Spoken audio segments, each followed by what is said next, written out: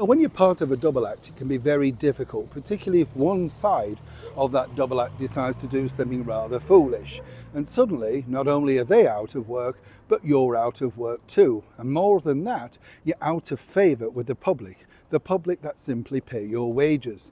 Now, this is a problem, of course, for this particular individual, the alleged comedian Dawn French. As ever, let me explain. Morning, good to see you, chums. Thank you so much for your time. Nice to have your company. I've got to sort of say a vested interest here. I've never particularly enjoyed the French and Saunders style of comedy. I'm sure it appeals to many people, but I preferred the style of Victoria Wood.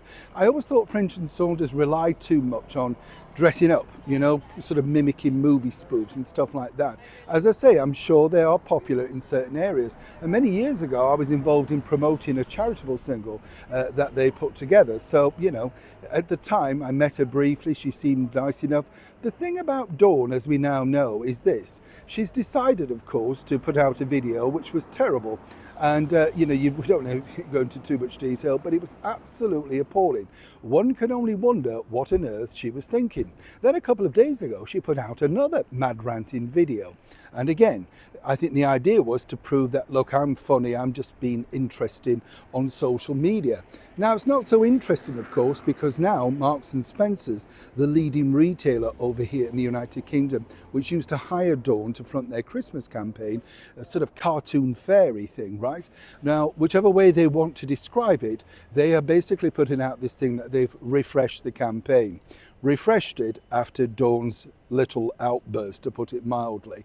Now, behind the scenes, I know somebody very well in Marks and Spencer's, and they were not willing to risk sales against a backlash to continue with this particular individual. The story goes, and this is the thing they'll put out in the media, that there were ongoing negotiations and perhaps they could find a room in the family at some point, etc. But this is exactly what happens when you go down a political route, when you require the public on your side. We saw this with numerous companies, Bud Light, Jaguar. They all think that they can force their political direction upon you. Now, at the start of the video, I pointed out that, this will be detrimental because, of course, Jennifer and Dawn also had a podcast and they worked sporadically on BBC Radio 2, sometimes even hosting a Christmas or Boxing Day special. That's going to be tricky now to move forward with. And not only that, but Dawn was very much an advocate for pushing for the latest government that we now have. The government, of course, which is heralded by the British Prime Minister, Keir Starmer. Now, if that wasn't bad enough, Dawn used to be married, of course, to the comedian, actor, whatever you want to call him, Lenny Henry. He's currently trying to get a play going in a small theatre over here in London. But remember, he too fell foul with his own backlash by claiming that his charity, the Red Nose Day, whatever you want to call it thing, well, they didn't need white saviours going over to Africa to make films to highlight how they needed money. Well, that went well, and suddenly, within a matter of time, Lenny had to step down from that. These two seem to be cut from the same cloth. But back to Dawn. Now, it's interesting because whatever she does next is going to be very, very difficult. And more importantly, she's not short of a bob or two. So she's not going to necessarily need the profile or indeed the money. But as I said, when there's two people in that particular setup, as in with Jennifer Saunders, if the BBC now decide to repeat some of their shows or put them on their online service, how is that going to react? It just is foolish all round. Now, as I said, what I do find fascinating about Dawn, and I spotted this myself, I was sent to a theatre in London, the Adelphi Theatre, where she was going to be appearing, I think doing a book signing or a book talk.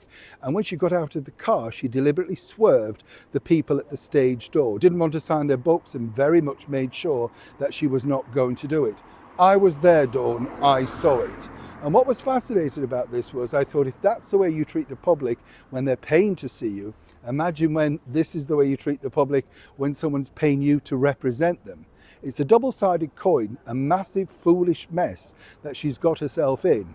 And I think this will be some time before people will in fact say, welcome back, if ever at all. Some might say, of course, this is the start of a new dawn. Is it? Could she ever climb back? And more importantly, did you ever find Dawn French and Jennifer Saunders your comedy cup of tea? And is this now the final straw? It's a developing story, one though that Marks and Spencers are apparently relieved to be behind. Neil Sean in the very heart of London.